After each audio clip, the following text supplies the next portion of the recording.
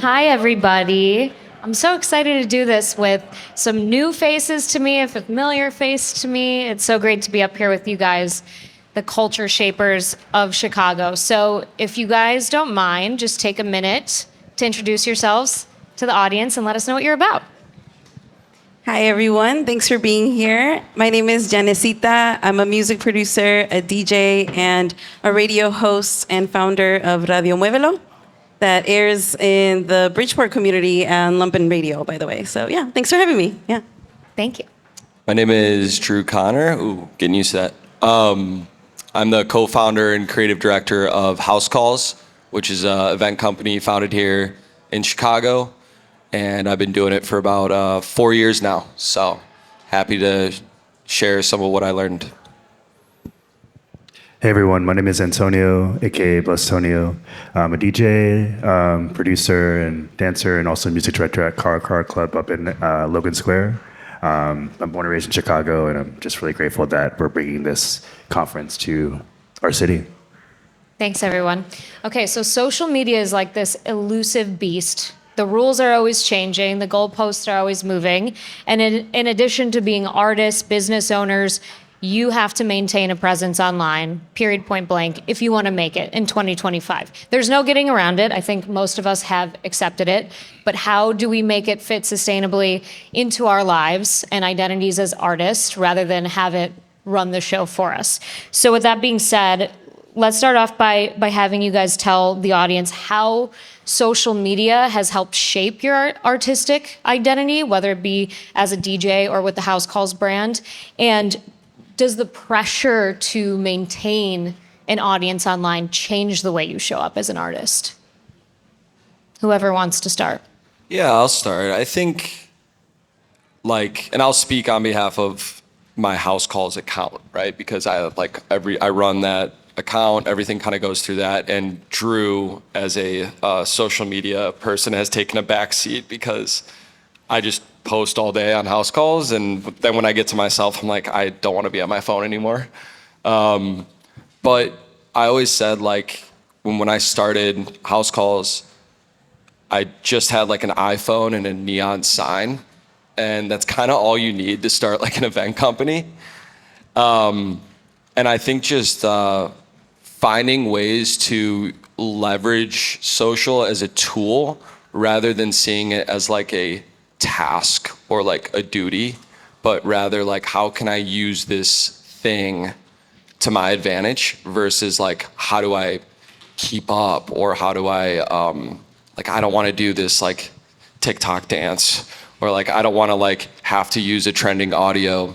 So I think I've looked at it through the lens of how can I take advantage of this thing just like it takes advantage of all of us. Right, so there's got to be a give and take. I love that. That's great insight. And I always say to people, you've had to market yourself since the beginning of time. We just have new tools to do it, right? So why wouldn't you take advantage of it? Because it's quite literally, you can do it for free or with just a neon sign. So what about you? How does it help shape your identity as an artist? A lot of my inspiration for the music that I play, I wanted to be able to transmit that to my radio show and my program. So in order to grow that audience, I've had to also evolve with my sound and share that with my friends and my audience. And slowly but surely, I started building a fan base for the show and getting booked for gigs to play that kind of music that I'm inspired by. So it's a reflection of your art, and the people that are following you are gonna follow you because they like to see it. And if they don't, well, I mean, they're still there and they're watching it. So they're still feeding to the algorithm in the end. And it's just a way to express yourself. So use it. It's a tool. We're not being restricted to post yet, right? It's still available for free, like you said. So definitely take advantage and tell your story. I love that. Do you have anything to add? Of course, I really enjoy the word reflection.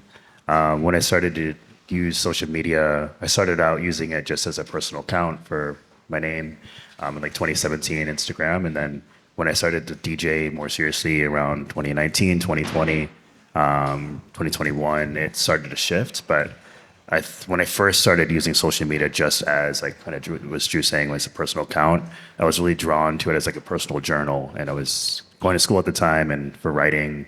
And if you've seen a lot of my early posts, it's very like long-winded. I'm like maxing out the capacity of words, and it's just like how can I just journal on this? So I like to like retain that element of like authenticity and just using it as that tool for writing. And then from my artistic perspective, I think videos are really, really captivating, especially in the time now.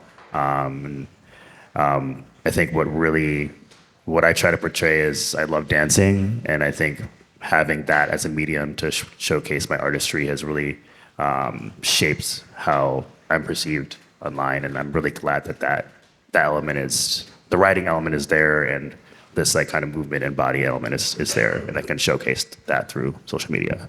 Yeah. Yeah. So it sounds like it's another outlet for you as an artist. So one question I get asked all the time is, okay, well, the content to booking pipeline, is it real? Do number of followers or number of posts you make actually lead or correlate to more bookings? And you guys have played some amazing shows, elevator music, boiler room type sets, and then obviously House Calls is doing some really innovative stuff. So what role do you believe social media has played into securing bookings like that? And then that's for you, Janesita and Blesstonio, but Drew, then for you, what content catches your attention when you're picking artists for a show? Yeah, just piggybacking on what I just said about dancing, a lot of my earlier videos are videos of just like me really embodying the energy, playing like House Calls. The first times with the back of the old space, like that show really got me a lot of like eyes, and yeah, it really resonated with bookers. And Instagram's been an incredible tool for communication. People can just like bookers, party throwers, just DM me, and I think that's a really nice tool. Yeah, definitely the content of like dancing videos. It's kind of cascaded into getting an opportunity like Elevator, and then Elevator was just like a reflection of that. Yeah, I'm gonna like show what I got and show the energy that I have, and then it's just can continue to cascade. And I'm sure for you as well, because incredible dancer over here. Thank you. Yeah, I tend to have a lot of fun too when I'm playing gigs and I just dance. I have my own little dance off on stage. And I think what really might have caught Boiler Room's eye in this case, right, is that I was showcasing my sound, but also sharing what it's like to be part of the Radio Muévelo events, where I'm sharing these inspirations, these sounds, bringing dancers along, and just capturing that vibe really helps to tell that story of like what you're about. So that's pretty much what you got if you were there too. Yeah. Yeah, so you use it as an opportunity to show that your sets are entire experiences. Yeah, and really the best way to do that is with video. Yeah. Yeah, I mean, if you guys, I'm sure everyone here has seen these two DJ, but these are the most vibrant, animated, fun DJs in Chicago, these two. So I'm very grateful to be up here with them right now. Like, I truly love both of these people. And, you know, we have experiences, like I think the first time we booked Janet was like 3 years ago at the Listening Room. She'd been DJing a long time. It was our first time having her. But feeling that energy that a DJ has, and recognizing that it's coming from a real place, right? It's not hype. It's not like a fake thing. There's DJs that, you know, will throw their hands up like the whole time. This is coming from a place of love and of where dance music is supposed to come from, you know? And as somebody, like, I always look at things from the perspective of a dancer, kind of like you guys, where like I'm on the floor and I'm watching and I'm reacting and my body's reacting to that stuff, right? And people, they can feel when something isn't real. And I think when TikTok and Instagram Reels became a thing, right? All of the things that were being awarded, right, through the algorithm, all of the things that were being popularized, it turned a lot of like millennials off because Gen Z was blowing up off of absolute bullshit. And just like the cringiest shit, right? And that was winning. So there were a lot of artists and there were a lot of people that said, I refuse to take part in that. I do not support that. That is mindless. That if that's what I have to do to blow up, I'm not even gonna download the app. And there were a lot of people that took that stance. Now the game's changed, right? That's where it started. Now good content, authentic storytelling, these kinds of things are being rewarded again. And Instagram and TikTok are very different because TikTok rewards iPhone capture and on-screen captions, where Reels is more of a hyper-branded, very like exact to what you're trying to portray, like a website, like an interface. It's informative, right? So TikTok, it's like hook, on-screen caption, iPhone video, because what TikTok's trying to do is put all creators on the same level. They're saying, we're giving you the tools. Your iPhone is the tool. Our in-app editing is a tool. Does anyone know the new feature that Instagram dropped 3 days ago? Edits, Anyone? right? Edits, right? So edits, say goodbye to CapCut, guys. Say goodbye to CapCut, say goodbye to InShot. Everything you post on Instagram should go through edits, even if it means taking that video and throwing it in there and saving it through edits. Instagram wants to know that you're using its tools. TikTok wants to know that you're using its tools. And luckily now we're in a place where doing that authentically is finally being rewarded. So what do you want to portray? You know, how do you want to blow up? You can do it the right way or you can do it the wrong way. And sometimes doing it the wrong way is the right way for some people because they don't give a shit.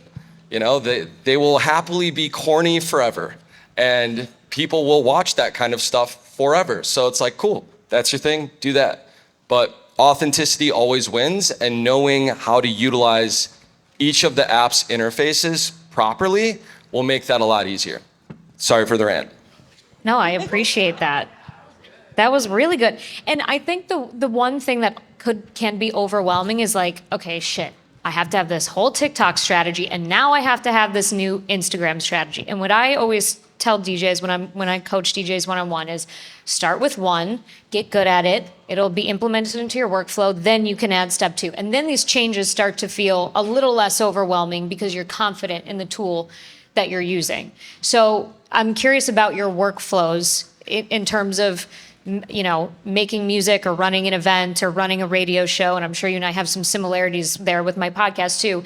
And then the content, is it at the forefront for you guys? Like, okay, every time I do X, there needs to be content on it? Or is it kind of just when I'm feeling inspiration, that's when I'll post? I can talk on about the radio aspect and how I translate that into like the DJ world. And most of the time I focus on the episode and the content first. The creative stuff will come after. Whenever I try to actually focus on the creative visual part, I end up feeling overwhelmed because I'm not an expert at video editing. So doing all that is taking me away from the main focus of what I want to do.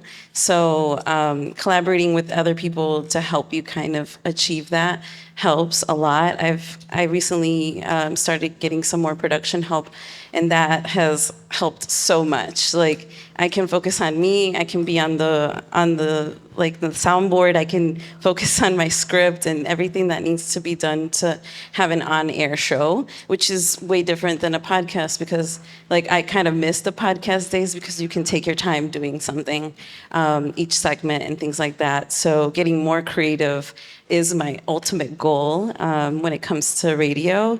And it does help to have the visuals 100%. So I focus on specific content that's going to be pushed out every month to promote the show so that you can listen to it. And if there's additional things, that does add value. So Yeah. Do you have a process that you follow? Yeah. Yeah, even saying the month, like I've been a full-time DJ for about a year and 2 months now. And the way that like having residency in Chicago and a residency in London, my radio show, I look at my schedule very month to month. And when I went full time, I started to, yeah, I get a lot more gigs, and the way that I systemize it is I create a monthly calendar that I've been doing consistently for the past year and a half. So I post it like the first week of every month, and I've found like a really good layout and a really great design that I've been really loving, and it helps me. One, I definitely have ADHD, so it helps me like really understand what I need to do, and I see all the gigs that I have, and then from there, once I post, I can just be like, okay, like May 5th, I have a show at the Whistler.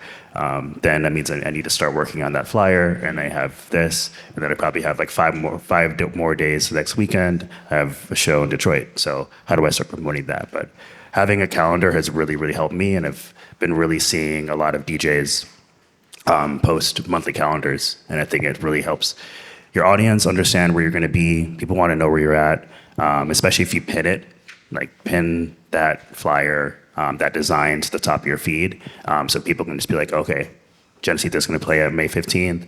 I want to be there. So yeah, that really helps create a system, and I think systems are, when there's so much scatterbrain and so much content online, like it helps people concentrate. So yeah, monthly flyer. Huge, yeah. Systems are so underrated. Okay, so device free, I want to talk about, because obviously that's kind of at odds with having a social media strategy. Area Code just implemented a device free policy at some of the events, right? You Yeah. have like a zone. Yeah. So was there a conversation around that of like how that might impact attendance or that might impact artists? Because I know you're filming like a lot of the sets yourself, but what was the conversation there? Yeah, I think it was like a response to just what we were kind of like witnessing, right? Like I think there were a lot of videos where we were seeing like full crowds of people with all of their phones up, like not moving, and it felt very like zombie, like weird, like we're gonna look back on this moment 20 years from now and be like, what were we doing? Like what was going on, you know? And so I think we all spend a lot of time on our phones, and I think we do so kind of like unknowingly. It's very addictive. We get roped into it. People don't want to be on their phones all the time. So when we first experimented with this idea, we did it at the listening room back in like 2021, like the first year we were open, 2022. And we saw a huge difference with the crowd. And we saw that people used it as an excuse or a reason not to pull out their phone because it's become a nervous tick. You get on an elevator, you don't want to talk to that person or say hi, you pull out your phone. You know, it's the thing we all kind of grab. All of a sudden you take that away from people, there's a moment of uncomfortability, but the product that comes out of that is like more connection. It's people looking at each other. It's, you know, rather than everyone now facing the DJ, are you turning around and facing your friends and dancing, right? Now the DJ's providing a service, and you're doing what you're dancing to dance music, you know? And so for us, I was excited because I feel like the Warehouse series that Area Code has become fits into that vibe. And when I went to Amsterdam and experienced a lot of those types of parties, I noticed there wasn't a phone policy, but people just knew. They just knew that it's not the move to like pull out your phone and flash video something. It's just so obviously not the vibe. Here we have people that will, you know, they're unaware of that, but you kind of set that precedent and teach people. And you start to build a little bit of a culture, and hopefully we don't have to promote the fact that it is device free. Hopefully people just start to understand. Right, they catch on. Yeah, that's so smart, and that's literally the definition of, you know, being a culture creator in Chicago, which is such an amazing thing. So as artists, I mean, I'm catching that you guys are very much in support of device free as well. But how does that change the considerations for, you know, how you, because getting that feedback, like when you had a great set and someone tags you and then you get to share it to your story and it's social proof and validity that you're out there being a DJ, you lose some of that. So where do you fall in this conversation? I'm all here for it, to be honest. Yeah, I spent some time in Berlin, and the same thing. Like people just, the culture understands that no phones is the way, and there's like something that, yes, it's important to post and like capture the moment, But if we're talking in the broader conversation of archival work, there is like an archivalness even in just like storytelling and passing that like griots, like just passing it on through verbal memory. like word of mouth. Word of mouth. Like word of mouth is like the best way. Yeah, and for people to, yeah, and like phones, it's like okay, where it's like trying to trump that, but it doesn't trump it. So, Olivia, to your point about like the mentions, right? Because I'm sure after you play, you get tagged, you repost. There's something happening right now where I feel like people are completely satisfied with seeing a recap of an event from their bed on their phone and being like, oh, well, like I can go to the next one or whatever. There's something about just being there and telling your friend, like you're saying, like word of mouth, like, oh, this was so sick and it's not so accessible. The first one we did, device-free area code, I didn't post any stories. And Cody's like, dude, why didn't you post any stories? I'm like, I was on the device-free dance floor, dude. Like I couldn't. Like I couldn't do it, So my favorite, the best sets I've ever been to, I have zero proof of because I'm in the moment. So That's what I was gonna say too. Is that sometimes it's better that I don't have content because it leaves the mystery there. It's like, well, you should have been there. absolutely. And I'm not against archiving. I think that's part of the history of what this music genre has been. Like there's even from like the Loft in New York, the Gallery in New York, the Warehouse in Chicago. There's still archival footage of that. So it's really important to archive our history so we know where we came from. And if you want to do that, like what you guys do so well is like hire a photographer, hire a videographer, like have a dedicated person who is a professional at documenting this work. And then they can send it to the people that come to the party and that can be part of the experience. But if everyone's being a documenter, it's like, yeah, this is a lot. So I'm not against archival work and archiving our history, but yeah, no phones. Yeah, it's a great point. Okay, so taking the focus back to what you should do on social media, is there any habit that has helped you tremendously that any new artist starting out trying to build a page from scratch should like implement immediately so it becomes part of their routine? I would say just building out, you kind of touched on it, like a consistent calendar, right? And when you look at the apps and all the different offerings within it, so you think about Instagram, you have story, you have feed posts, you have carousel, you have reel, you have live. There's probably more I'm not naming, but how can you look at your like month or 6 months and be like, okay, I'm gonna post once a week, but after I get those down, I'm gonna add like a story once a week on this day. And I just find like from running the House Calls account, it's like the app just wants you to be kind of like consistent. It's like having it sounds so fucked up. It's like having a relationship with somebody and being like checking in on them every day, and being like, how you doing? Are you good? Okay. Did you post your story? Okay. And it just takes a little bit. It doesn't have to be scary. You don't have to do anything that doesn't feel right to you. It's just like checking in on it, not giving it too much and just being consistent. Consistency and authenticity is key. Yeah, one thing that I've learned, this is a hot tip that is like hard data that's changed the trajectory of my social media. I was posting, not like, when you see someone who has a story and there's like 1,700 little dots and you're like, oh my God, I'm not looking at all that. I wasn't doing that. But I was doing like 3 or 4, whatever. And my views were low. All of a sudden, I started posting one intentional story a day, just one. Mm-hmm. And they went up by like 500-600%. I'm not even kidding. Yeah. It was a massive, and it wasn't resharing content from my page to my story either. It was original. And by original, I mean hitting the create button and just typing out some text. That's just like a hot tip that I've been telling anybody who will listen, because that habit has, for you too? I can definitely attest. Some of the like most views I've gotten on a story is posting once and like taking like my phone and just having it be a black screen, a picture of like the ground, and just like putting a white text. 2,000 views. Isn't that crazy? It's ridiculous, but I think there's something, I don't know what the algorithm is doing, but I think there's like, maybe if you're overloading the system with stories and recaps, it's like, 2, maybe 100 views. But that's real. And you can really use it as a tool. So I do workshops, right? And I barely post my workshops on my feed, but I'll do one story like once a week leading up to the workshop, and it's the highest conversion. So consider when you're selling tickets to something, or you just want people to come to an event, a free pop-up or whatever. I do feel like your story tool is the most effective in getting people to come if you're trying to build something from scratch. Yeah, I would say that I communicate a lot through my stories because it's where I can share short clips of what I'm trying to get across.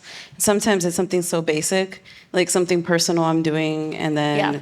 it could have a bunch of views, and then other times I'm promoting events and that could also have a lot of views. But it's so unpredictable because I'm doing different things every week. So, but just showing who you are and telling your story. Yeah, and not everything needs a feed spot, you know? So you can be a little more like sloppy, unhinged, whatever on stories and still achieve what you want to achieve. Is there any metric on social media that artists give too much attention to? And then on the flip side, is there one that they should be paying more attention to? So I guess stories would kind of be one of those things, but any other metrics? Yeah, I would say don't get too caught up into like views, and really value shares. Like I look at when I like post a flyer and like maybe it doesn't perform as well as we would have liked, or it's not getting as many likes, but like the shares are like half the amount as the likes. I'm like, okay, this is good because this means that people are talking about it and it's content that's worth sharing to somebody. So like I'll see metrics where like the views are through the roof, but you know, maybe like the shares aren't as high because it's not worth sharing. It's just like a little hype piece or something. So I think shares to me and saves, especially if you run events, like seeing that people are saving it, that means they're like clocking it on their calendar and they're like, ooh, I'm gonna come back to this. Or like I have, yeah. Yeah, 100% agree on the shares and the saves. And yeah, if you're looking to be more serious about your work online and pull your artistry up, like definitely make a professional account on Instagram. And like the metrics there are really helpful. They give you like the percentage of where your like followers are in the world and the percentage of where they are in the United States. They do like a breakdown of like by gender. They do a breakdown by age group, and I think that's really helpful to kind of gauge. Okay, where am I at? Like, who's my actual audience? Yeah, 1% followers from Aruba. Yeah, Sick. Those stats will surprise you sometime. You're like, damn, I 100%. got 7 fans in Canada. Like, all right, like, awesome. Yeah. So were you gonna add anything to it before? I agree with both of them. I look at shares and sometimes even the comments to see who's interested and why or what they're saying.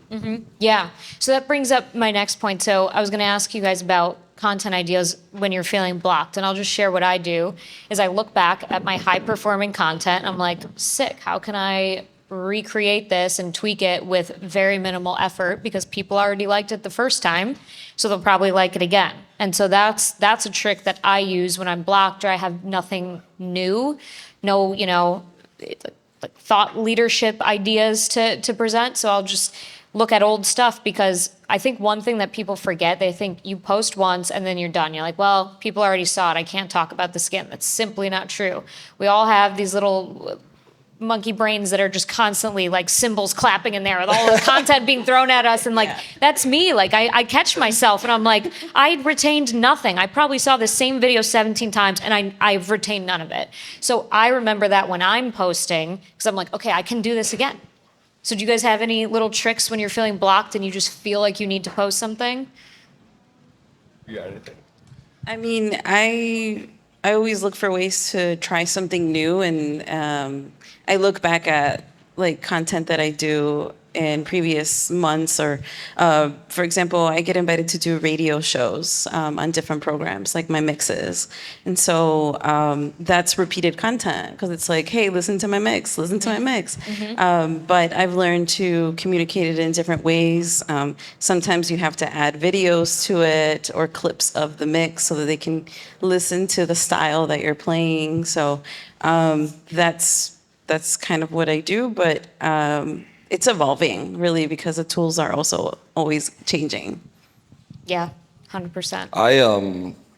when I'm at like a block, like I'll watch a lot of like old like movies and like music videos from like from the past, like 10, 20, 30, 40 years ago. Cause I'm always trying to catch like a cycle.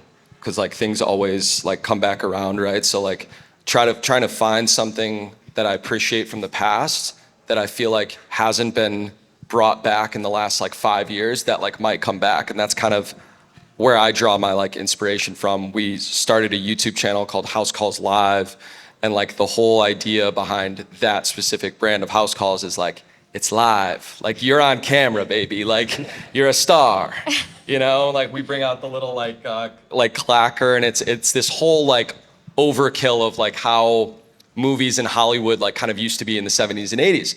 And then like 4 months later, John Mulaney launches his Netflix thing, and it's called Everybody's Live. And it was like very similar, right? So I'm going, okay, I clocked that thing maybe around the same time as Mulaney, but there's a collective consciousness that we're all a part of.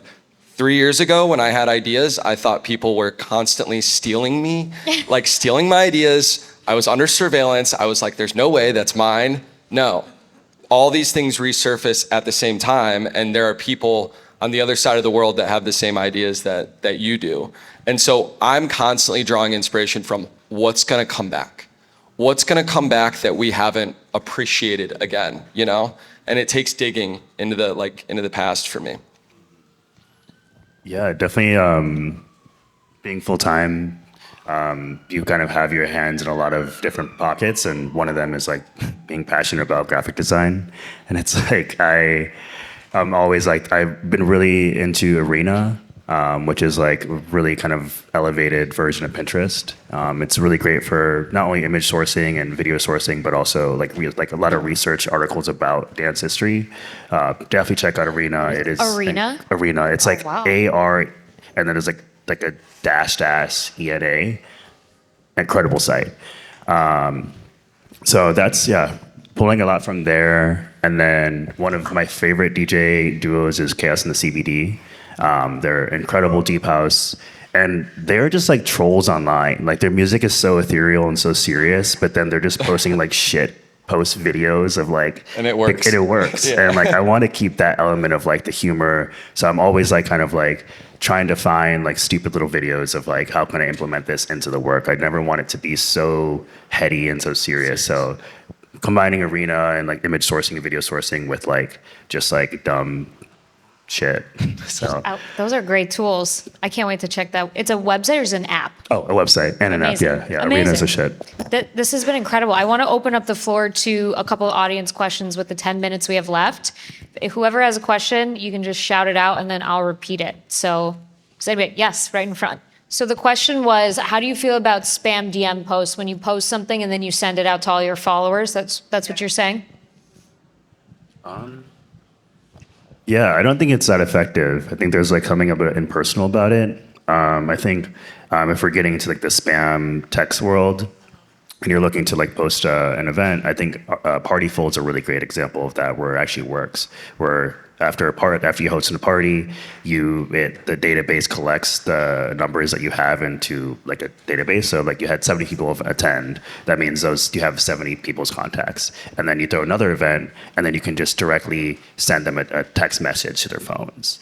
So I think that's a great example. And then that is a conversion of like followers to actual people coming out to your shows. So an example like Partyful is a great, but Instagram DMs, it doesn't really work. What's that tool within Instagram where it's like people have like fan clubs? What is that where like broadcast channels. Broadcast Channels channel. work, yeah. So I think like broadcast channel was like a response to people kind of like doing that. And so like when you join a broadcast channel, it's like you want to hear about everything that's going on. You're saying like, yes, I do want to be updated. And I'm pretty sure everything you post, there's an option or a setting where it's like it automatically goes into that. Yeah, the key here is like opt-in. You want the people to opt in to hearing from you, and broadcast is great for just that one-way communication. And then text too. We've been talking about this a lot in my Patreon. It's a great way to own your audience, but again, you got to get people to opt in, and then you also have to do it at the right consistency, so you're not, even if they did opt in, you're not just blowing them up with text all the time. Area Code does a great job with the texts. Yeah, we're definitely trying to find our voice. I don't know how often we should be pushing it, and I'm also like, I want to make it feel like there's a real person on the other end of that text message. Yeah. So like when you see something come in your inbox and you get a preview of it where you can only see 2 lines, I want to make it so it's like, hey, what's up? So great seeing you, ... And it's like, ooh, Yeah. what is Ooh, that? who's And it's this? like, oh, damn it, Yeah. it's area code again. Yeah. Like, Yeah. But I want it to be a hook, whereas I feel like with text threads, when I see something come in that's like all caps and it's like tonight, you're kind of like, oh, well, I know that's spam. I know that's Right. not coming from like a personal place. 100%. Yeah. Yeah, I don't like to send to DMs unless I know the person does want to be there. We've talked about it, but I've opted in for the broadcast, and that's been working well. Yeah. Great advice. Okay. Do we have other questions? Yes, right up front. So the question is, one story a day. If you have nothing to promote, what should you be putting on that one story? Should it be something personal, a thought, just sharing your world? Yeah, I think when you spoke about just like taking a picture of and the text on screen, I think the reason it stands out is because it's like it's just words, right? There's no real like content going out, so it's like something that someone's directly trying to communicate. So kind of like whatever it is that is on your mind or whatever it is that you want to like say, not show, like say with words. That's MySpace, Facebook status. that's like yeah, 100%. Yeah, Facebook status. What was your follow-up? So the question is, you're trying to build a personal brand online where you're covering festivals, shows, experiences in the dance music world, and what is the best way to start reaching out to these artist teams and festivals to bring you into the fold? Yeah, I think I've been like approached a couple times by somebody who's like, hey, I want to come to your show and like document it, and like and if there's no, like, if I go to their profile and there's no, like, proof of that yet or something, it feels like somebody's kind of, like, taking advantage of me or, like, scamming me a little bit. I also think sending somebody a very, like, intentional message about how you intend to portray, like, the experience, if that's what you're kind of doing. Like, you're coming in as kind of a content creator or, like, an influencer vibe and, like, that kind of thing, and showing them or giving them example of what they're going to get is good. But I also think you'll find going there and doing it, like paying for the ticket first and doing it, Yep. and catching their attention that way is going to be way more impactful, because now they're like, ooh, she actually like just came here and this is coming from an authentic place. That might be the moment where they ask you to come back. That's the best advice ever, Drew. And Drew and I hosted my podcast right before a house call show once. And that was after years of kind of just sussing each other out, talking, figuring out how we could collaborate. And then it just happened naturally. So my advice to everybody is always, if you want something from someone, you should have thought of it 6 months ago. And that just literally means you got to build up, like, the relationship, right? Like, you can't just go in hot with your ask. You kind of got to, like, show proof of concept, start posting content and covering it before you even ask them.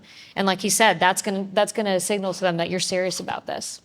Did you have something to add? I was going to add to what he said. I actually did hire a photographer after my Boiler Room set because he was the only one that got content for me that day. So I was like, There you yes. go. Huge testament. That's an amazing example. I think we have time for like 1 or 2 more questions in the back. So how do you balance authenticity and having some sort of boundaries with your personal life, but also showcasing yourself as an artist online? I only focus on what makes me feel good, and that's what you're going to see, and that's what you're going to feel. Beautiful answer. One more question, I think, unless either of you have an answer to that? No? Yeah, how do you balance wearing so many hats? Artist, content creator, videographer, graphic designer, et cetera, et cetera, et cetera. Yeah, I think it's crazy that we live in a world right now where musicians are expected to be like their own like creative directors and videographers, and they're expected to cut video and do all, like, it's fucking insane. It's absolutely insane. And I think that's where like the role of having, if you are an artist, like a really good manager comes in. And the art of being a manager and all that has kind of been slept on, I think, for the last like 10 to 15 years, where I think it's going to come back more. Balancing all the hats, it's a double-edged sword, because we've never been given more access and had more opportunity than we do now. But at the same time, if you're not taking advantage of those things, you feel like you're behind. So really focusing on the art first and making sure the music is like completely dialed in, and then focusing on how you want to showcase that versus like, I have to make a song for content. No, make the art and then figure out a way to like showcase it. That's awesome. All right, one more quick one.